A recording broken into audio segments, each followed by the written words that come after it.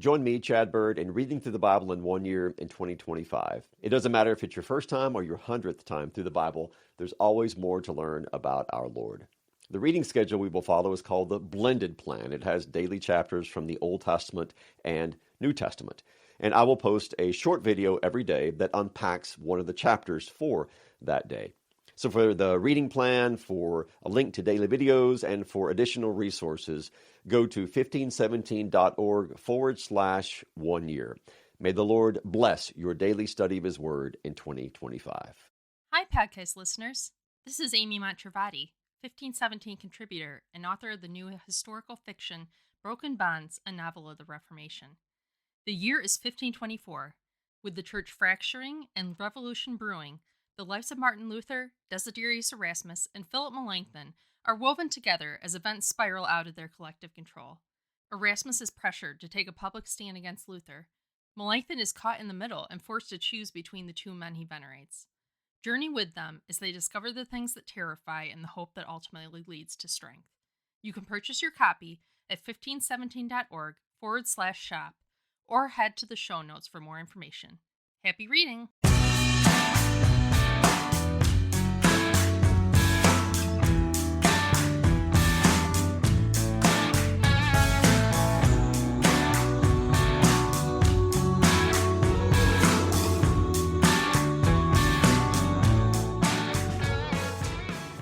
Welcome to another episode of 40 Minutes in the Old Testament. 40 Minutes in the Old Testament is a 1517 podcast network podcast. You can go to 1517.org/podcast and check out all the other podcasts that are living over there and everything else that 1517 is doing. Academies, articles, videos, all of it. Go check it all out. And while you're over there, make sure you go to the donate link, hit that, and become a contributor if you're not one already. Keep everything that we're doing free for everyone to consume. Thank you so much to those of you who already do that. Chad, we are in Isaiah chapter 7, and we got through the first 9 verses. We ended with this thing, and we talked a little bit about it, that if you want to stand firm, the thing you got to stand firm in is faith. See, if you stand firm in faith, you're gonna be firm everywhere else.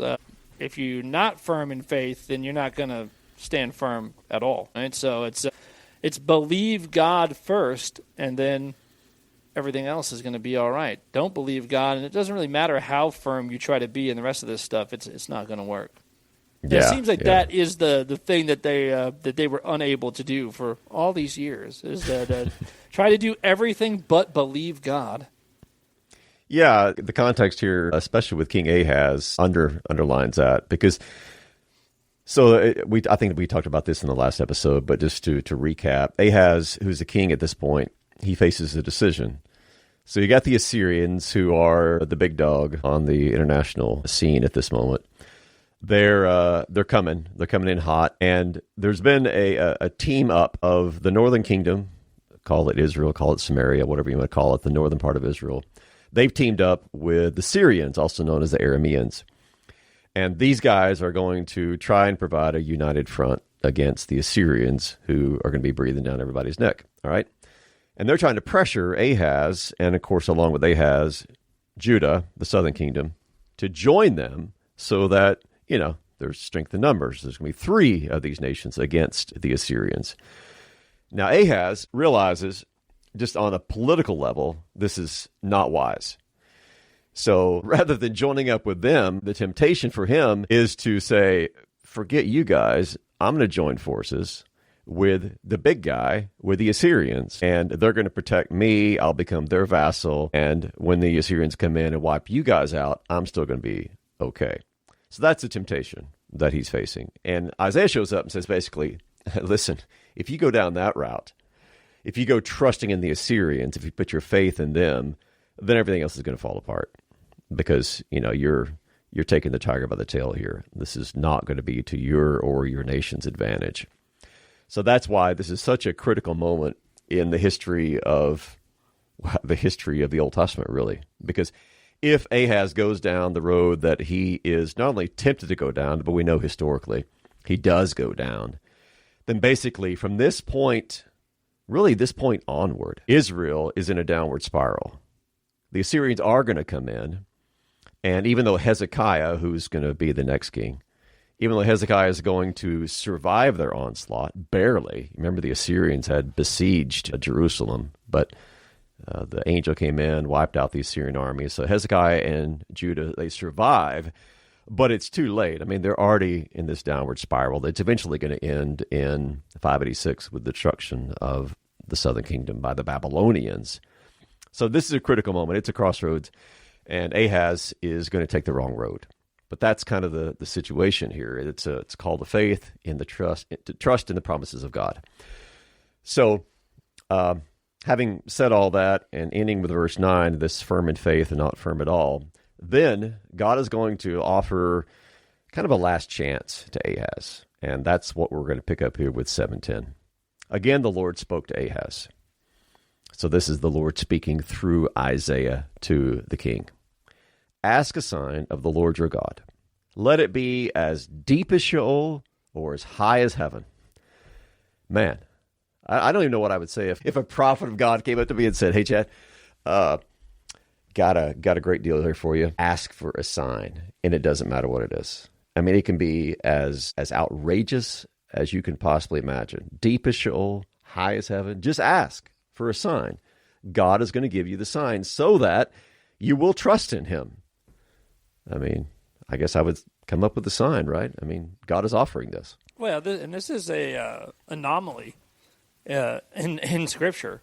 You go to, and I mean, in the Old Testament as well, but you go to the New Testament, people ask for signs from Jesus all the time. Now, Jesus does lots of works. He does lots of healing and miracles and all this kind of stuff. And all the time, his opponents say, give us a sign. What sign do you do? We need a sign from you. And he never does it. And he always rebukes them, right? And he says it's an evil and adulterous thing, to ask for a sign. So God is not typically, like God does lots of miraculous stuff, but he doesn't typically offer signs just for the sake of signs, for the sake of proving things. He doesn't do that. Like, these signs are always like in service of the neighbor, to heal someone, to feed somebody, whatever it is, raise someone from the dead, this kind of stuff. But he won't just do some kind of work or create some kind of wonder in order that you just might know that he is. He doesn't do a lot of that. He definitely doesn't do it on demand. Yeah, at the very most, you have Gideon, who out of fear ask if he can be given a sign. And God, does relent and say, okay, all right, we'll do the whole fleece thing. I'll give you a sign. But yeah, typically either God just on his own initiative does a sign, or on rare occasions will say, all right, to someone who needs a sign. But to come to someone and say, hey, you want a sign? Ask me for a sign and I'll give it to you. Pretty rare thing. Pretty rare thing. Now, Ahaz does not take advantage of this anomaly. Instead, he pretends as if he is the most pious king who has ever sat on Israel's throne. I mean, I am so righteous. I am so holy. I am so committed to the one true God. I would not dare ask a sign. Or in his own words, he says, I will not ask, and I will not put the Lord to the test. This just sounds like he thinks it's a trap. Like, it's such an anomaly that he's like, I am suspicious of that. Like, this seems like something that doesn't usually happen, and I feel like I'm being set up here. If you've already basically made up your mind to do a thing, and then God's like, and the prophet is saying like, hey man, you put your faith in the wrong place. If your faith isn't in God, then whatever else you're planning is that's not going to work. But you've kind of decided. Then he says, tell you what, ask anything of God. Maybe you don't want to do that, where you're like, I've already kind of made up my mind, and I don't know if any sign is going to change that, and I don't need to see some sign, heap up condemnation upon myself for rejecting this sign by doing the thing that I'm planning on doing anyway. That's what it kind of seems like here. Yeah, like you're going to say this in a pious kind of way, but mostly I think you're like, there is no sign that's going to keep me from doing what I've already decided to do. So, like, why even risk engaging in this? Yeah, the sign is going to be just one more hurdle that he has to get over in order to accomplish his own will, which he's already decided he's going to do.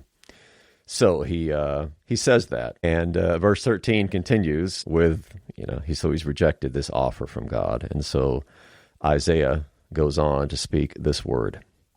And it's not, keep in mind too, that this is not just addressed to Ahaz, because the addressee, as we're going to hear, is the house of David. And when he goes on to say, is it too little for you to weary men, that you is in the plural. So we kind of have a bigger picture here. This certainly is addressed to Ahaz, contextually, that demands that he be at least included in this address. But it's also a bigger picture too. It's kind of this, the house of David, of course, is a name for the whole dynasty of David. So I'm going to read, let me read 13 through, I want to get the whole context here. So let me read 13 through 17, and then we'll pick this apart detail by detail. So Ahaz refuses, and then the prophet goes on speaking this word from the Lord. Hear then, O house of David, is it too little for you to weary men, that you weary my God also? Therefore the Lord himself will give you a sign. Behold, the virgin shall conceive, and bear a son, and shall call his name Immanuel. He shall eat curds and honey, when he knows how to refuse the evil and choose the good. For before the boy knows how to refuse the evil and choose the good, the land whose two kings you dread will be deserted.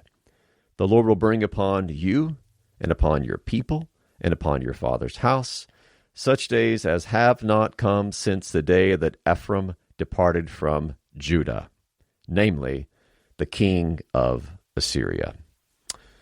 So a lot going on here.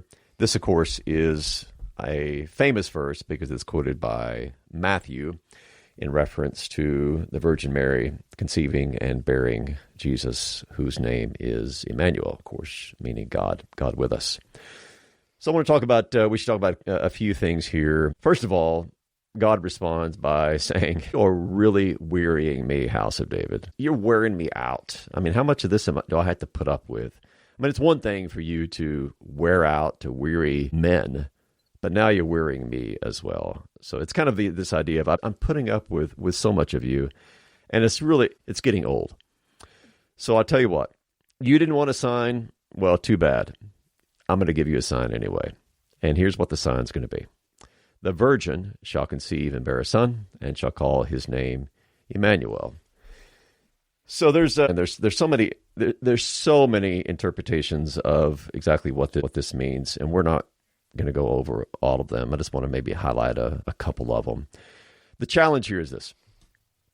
The challenge is that if you just were to take Isaiah 7:14, that verse, and take your scissors and your paper Bible and cut out those words and remove it from its context, then it would be pretty clear that this is direct prophecy of the virgin birth.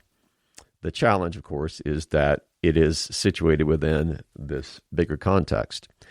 When you read on after that verse, it talks about how before the boy reaches a certain age where he can refuse the evil and choose the good, then the land whose two kings you dread, talking about the king of Syria and talking about the king of the northern kingdom, is going to be deserted. And so the context, at least in my opinion, and I'm very open to disagreement about this, but the context to me suggests that we're looking at least some sort of immediate partial, I'll explain what I mean by partial in a minute, partial fulfillment of this, that there's some child that's going to be born in the near future that is going to be a sign for Ahaz and for the house of David in general.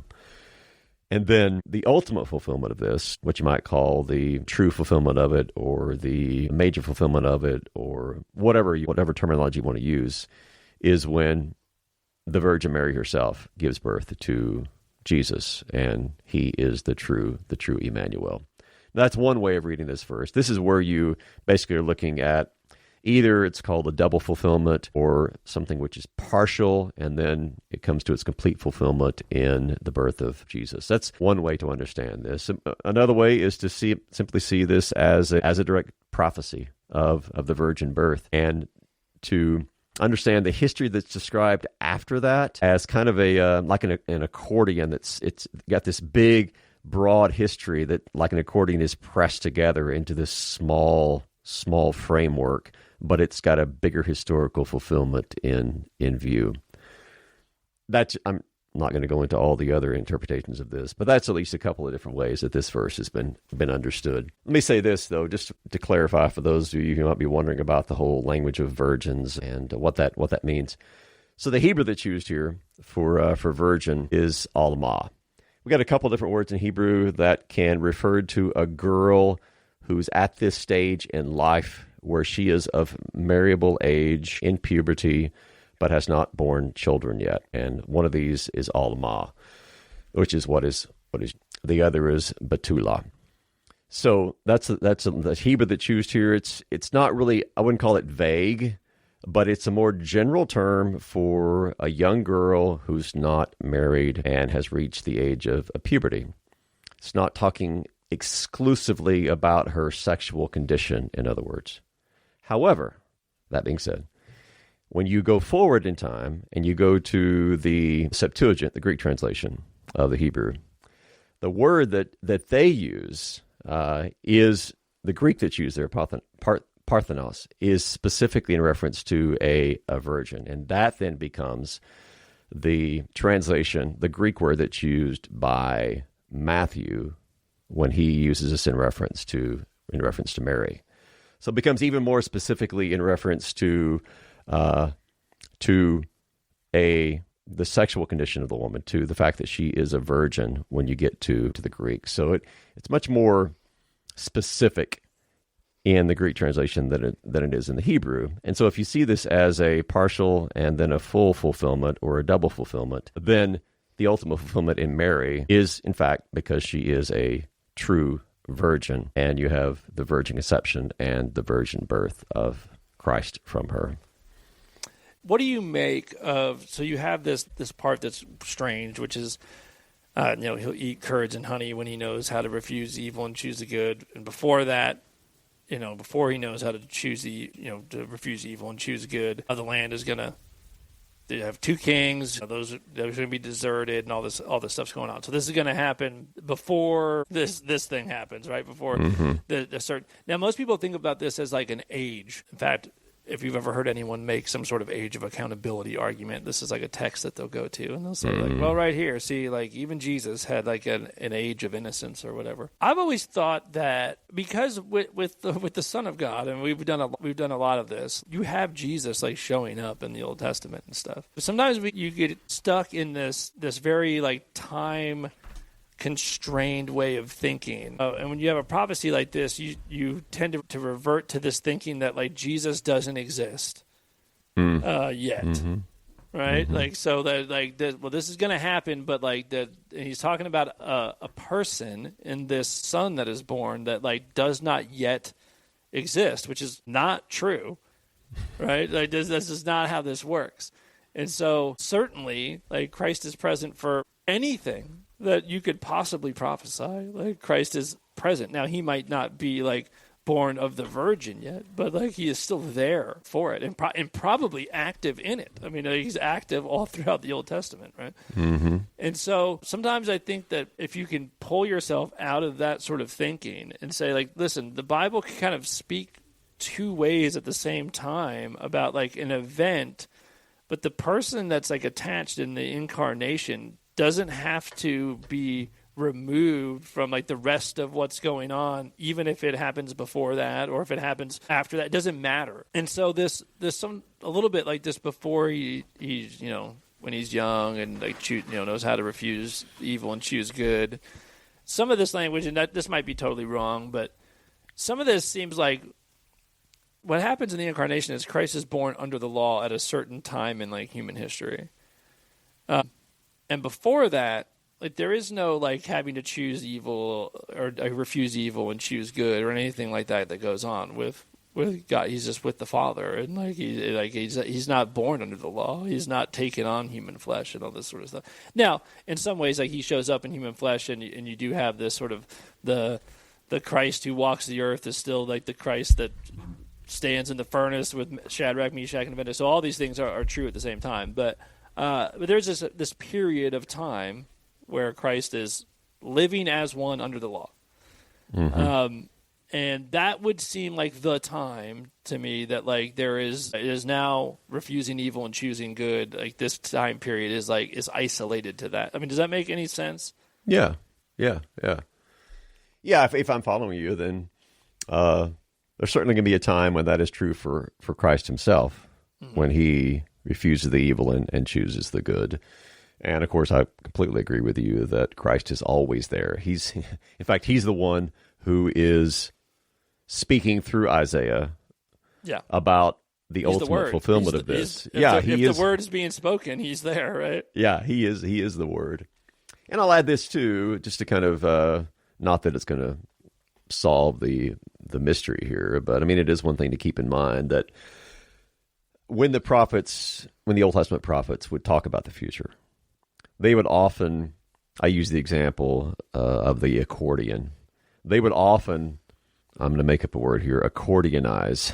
They would often accordionize or shrink, as it were, history, because they would often look at things that were far off, but they would describe them as if they were near, or they will the collapse. Way that God, by the way, the way that God does.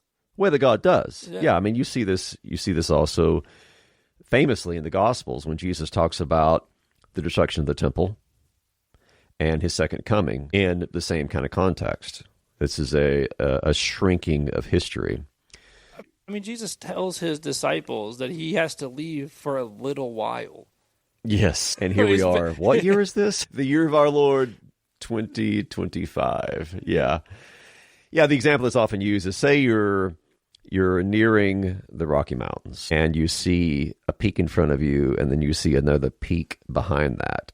Now, from the perspective in which you stand, the two peaks, the near peak and the far peak, look like they're, I don't know, a couple of miles apart from each other. Whereas in reality, they might be 50 miles apart, whatever it is. There's from your perspective, you're only able to see a short distance between those two. Whereas in reality, if you were to actually get to that first peak, you'd see, oh man, no, it's a lot farther than I realized. And the Old Testament prophets were often like that. They would speak of the near and the far as if there were a short distance or a short time. And that might be part of what's going on here as well. In the end, I mean, a lot of this is just kind of just abstract kind of speculation, because in the end, we know that the word was fulfilled in the birth of Jesus, in the conception and the birth of Jesus. And as I mentioned, you have the Hebrew, in this case, made more clear by the Greek, because when the Hebrew was translated into the Septuagint and the Septuagint was quoted by Matthew, then they used that Greek word parthenos, which is the specific Greek word for a virgin. So even if you, and this is the direction I lean, even if you view Isaiah 7:14 as having, as in referencing, at least initially, some young woman having a child who's named Immanuel within that historic context, then that doesn't in any way detract from the fact that that promise still needed to be fulfilled in a true virgin conceiving a son who is truly God with us, Jesus the Messiah. I think also you have to remember that this prophecy is not something that this particular king has to see. So the way that the God addresses is, hear then, house of David. So he's talking to a king, but he's addressing He's addressing his people.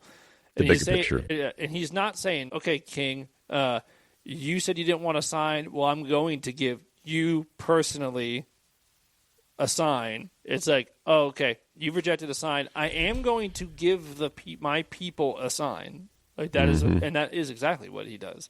Right? So you might be long dead when I do this, but my people are going to receive a sign, and not just any sign, but like the sign, like the biggest sign that I will ever do for anybody is going to happen.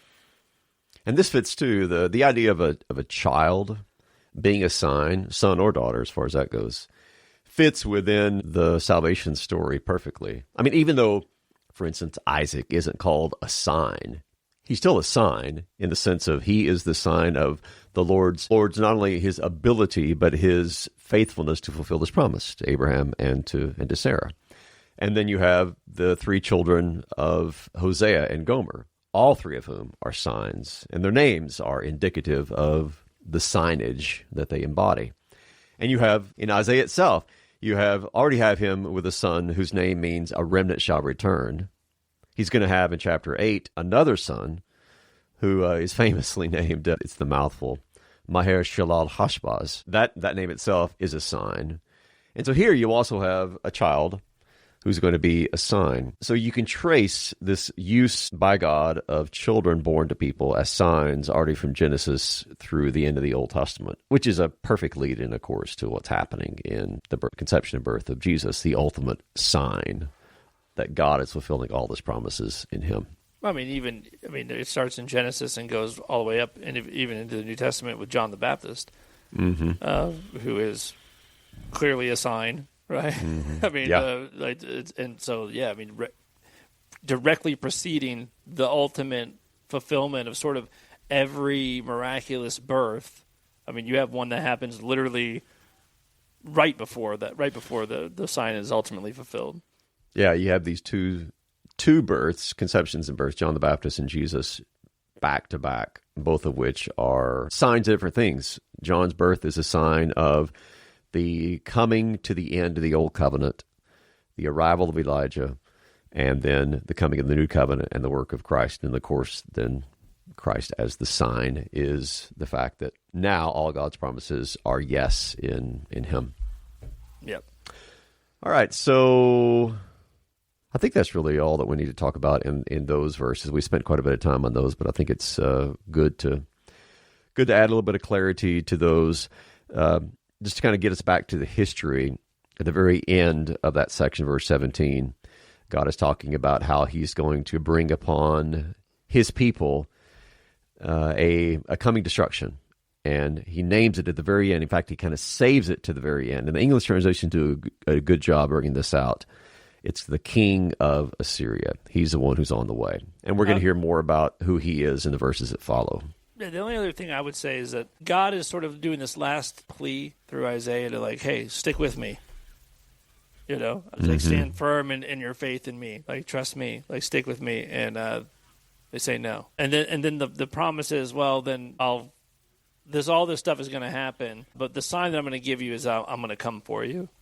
Right. Yeah. So since you won't stick with me, I'm going to come and get you in the flesh. It's not the sign that you would have thought that would follow the rejection of the proffered sign. The sign is still, okay, I'm still going to be Immanuel, and I'm going to be God with you to rescue you, despite the fact that you have proved unfaithful, despite the fact that destruction is coming. I'm still going to be faithful and be the God who is with you and for you. Yeah, because what you have is the people unwilling to be people with God, but God still being willing to be God with his people, and that's what he's going to do. Yeah, perfect. All right, so we'll pick up with verse 18, and we'll hear more about what God is going to do in the immediate context with the coming of the king of Assyria. We have different images that are used here. One a fly, one a bee, and then we'll hear about a barber with a razor here in a minute. So, verse 18, in that day, the Lord will whistle for the fly that is at the end of the streams of Egypt. So that's one direction. And for the bee that is in the land of Assyria. So he's doing some divine whistling, calling for the fly from Egypt, the bee from Assyria. And what will these do? 19 says, they will all come and settle in the steep ravines and in the clefts of the rocks and all the thorn bushes and on all the pastures. So this is basically an extended metaphor where God is going to call for the nations, whether it's the Egyptians or whether it's the Assyrians, and just like flies settle all over the place, or bees buzz in all sorts of different locations. So these enemies are going to come in and they're going to occupy. Not just occupy, but of course they will be engaged in domination and destruction. So that's going to happen. Then he goes on, verse 20. In that day, the Lord will shave with a razor that is hired from beyond the river here being the Euphrates River, connected with Assyria. And then he goes on to clarify that. It says, with the king of Assyria. So the Lord's going to shave with a razor that's hired beyond the river, namely with the king of Assyria. What's he going to shave? He's going to shave the head and the hair of the feet, and it will sweep away the beard also. So no more hair, in other words. And the hair of the feet could be a euphemism. We know that feet elsewhere in the Bible are used for sexual organs of a man. So this could be like the hair you can see, hair on your head, as well as your beard, as well as the hair that you can't see. So a full shaving that's going to take place. And I would assume that if the king of Assyria is wielding the razor, there's probably going to be a few cuts in there as well. He's probably not the most skilled barber that's out there. Well, this is an interesting way to describe like a complete like wiping away. I remember I might have talked about this before. I don't remember, but this would have been over 20 years ago now. I went to Mount St. Helen when I lived out in Seattle, and I don't know what it looks like now, but at that time it had been 20 years since that had happened. It's been 45 years now. Been a while, yeah. I was a kid when it happened. Yeah, it happened the year I was born. But anyway, so I was 20 years old at the time, but where we were up on this road up above it, and the thing that was crazy about it is even 20 years later, everything had been swept away, and you could tell that it had been like swept away in the same direction, and almost like the hand of God had come down and just in one sweeping motion, just laid everything to waste. But you could see the force and the direction the force came. It wasn't like an explosion. Mm-hmm. It wasn't like that, like if something got blown up, like you would see in a war movie or something. It was very eerie because it was like a flood almost, and that's the image I kind of get in my head with this razor thing. If you think about, if you're a guy and you've ever shaved your face, or I suppose if you're a lady and you've shaved your legs or anything else, if you let them grow out a little bit, I mean, a razor just kind of takes everything off, and if you leave one path, if you just shave one part, you just have to. And so if you're talking about God being like, I'm going to send these people in, and they're going to do the work, and it's going to be. Imagine if my people are like the hairs on the head of a person or the hairs of a beard. Like, this is what it's going to be like. It's going to be like that complete. It's all going to be like taken off in one sweeping motion, which is a fairly startling image if this is being talked about being done to you. Yeah, it's an image of complete reversal, complete undoing, complete removal, and in this case, a complete destruction. And that destruction is outlined in a different sort of way, and with more agricultural, I guess you'd call it, images. And what's described next, he says, in that day. So verse 20 begins, in that day, and then you have the razor image. And now we have another, in that day. A man will keep alive a young cow, a couple of sheep, and because of the abundance of milk that they give, he will eat curds. For everyone who is left in the land will eat curds and honey. So this is not the typical way that Israelites would feed themselves. They were agriculturally based. So you didn't just have a cow and a couple of sheep that you hoped to get some milk from, and that was your sustenance. You had crops. That's how you fed yourself. This is in different regions of the world, supported themselves in different sorts of ways. You certainly did have places that were more directed toward herds of cattle or goats or sheep. You also had places like Tyre and Sidon, which were located by the sea, and so they fed themselves with a lot of fish. But Israel was an agricultural culture. So what's happening here is that there's been such a destruction that the only thing people have to eat is curds from the young cow that they're milking, and then any honey that they can gather. And we're not sure if this is actual honey from beehives, which would have been unusual in Israel, or if this is the date honey, which you can still purchase in Israel today. It's made from fruit. But either way, you're just you're eking out an existence, in other words, because things are so bad. And he goes on in verse 23 to describe this in greater detail. In that day, he says, so a third in that day. In that day, every place where there used to be 1,000 vines worth 1,000 shekels of silver, those places are going to become briars and thorns. It sounds a lot like that parable that we heard back in chapter 4, where God makes this vineyard and does everything necessary to get it ready so that it's going to produce an abundance of crops. And then nothing happens. It produces, stink fruit, this bad kind of fruit. And so God just lets it be run over with all sorts of animals and enemies, and it becomes a place of briars and thorns. And that same thing is described here, except in actually a more literal way. So there were 1,000 vines, and they were worth 1,000 shekels of silver. You go there now, and what do you see? Just briars and thorns. And then it goes on to say, with a bow and arrows a man will come there, for all the land will be briars and thorns. And as for all the hills that used to be hoed with a hoe, you will not come there for fear briars and thorns, but they will become a place where cattle are let loose and where sheep tread. I think of these kind of ghost towns that you'll see, or, sometimes when I'm mindlessly scrolling, I'll come across these profiles that are like deserted places. It used to be some mansion, or it used to be some hotel, or it used to be whatever it was. And these pictures show that nature has taken back over this place. You got vines growing every place. You got wild animals live in these houses. What used to be this lavish, beautiful home or very expensive hotel or whatever it is, has now gradually just been taken over by nature since it's been deserted. It's kind of the image I get here too. You had a place that was full of these fruitful vineyards, worth a lot of money. You go there now, and you better take a weapon because there's going to be dangerous animals there.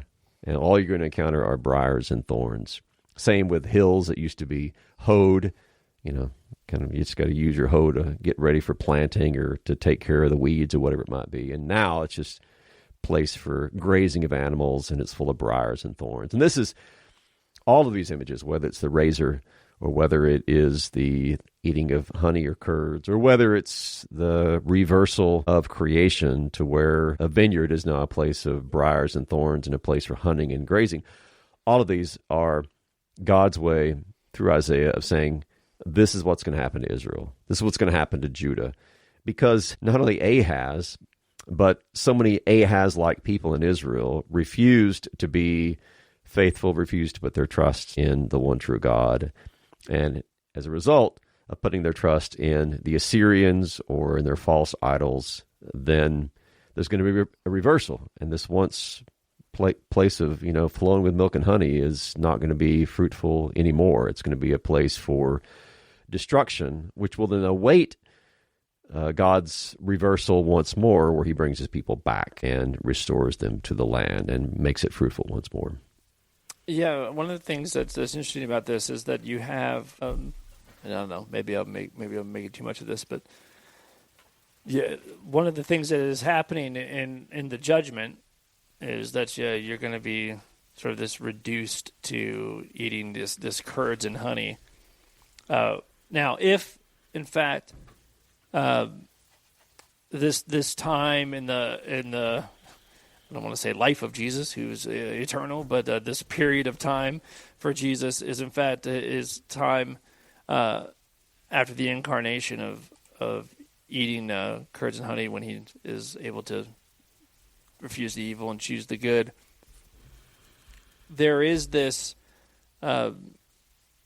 interesting thing that I think it's interesting that both of those things come up right next to each other, and that this is part of the thing that's going to be going on in the judgment, is that you're going to be eating what? Curds and honey. And that part of God being made flesh is that he's going to join you in that judgment. He's going to do that as well. During that period of time when he is born as one under the law that has taken on human flesh, he also takes on that too. And there's something kind of cool about that you have, like, in this prophecy of Christ being born. Why do you even need to include this, like curds and honey talk? What point does it serve if it's not to come up again here as this judgment is coming. And what is the whole purpose of Immanuel? Well, is to come and take on the judgment himself, to be born into it, to ultimately die under it. And I don't know. I've always thought that there's a connection there that I don't know if people make much of it, but I've always thought it was cool. No, it fits perfectly. I mean, the fact that this prophecy was put in where it is in this context is a perfect lead into the fact that what does Immanuel do? He doesn't come down and live among us as one who is absent from our sufferings, but he enters into those sufferings. Mm-hmm. And ultimately not only enters into the sufferings, but in an even greater way enters into the divine judgment itself, finally taking that into himself on the cross and swallowing down that judgment in full, so that we who don't deserve Immanuel will actually receive him in full by grace. Well, because I think that some people, like maybe it's just when this gets isolated, but when they take that text and it's like this Christmas text and stuff, and they're like, "Oh, and he's going to eat curds and honey. That's nice." Like that's what a little baby would do, or something. I don't know. Like, it's like they missed it. It's like, no, it's not good. Actually, that's actually not a good thing. It's a bread and water kind of situation. It's not good. This is not apple pie and T-bone steaks or something. No, this is what you eat when you don't have anything else to eat, basically. Yes. Yeah, this means that he's going to be born into the judgment that his people are under. That's what it means, and that's who God is. So that's good news. Good way to end. All right, well, we'll leave it there. The Assyrians are coming, so we're going to hear more about that next episode. I'll see you then, Chad. See you then.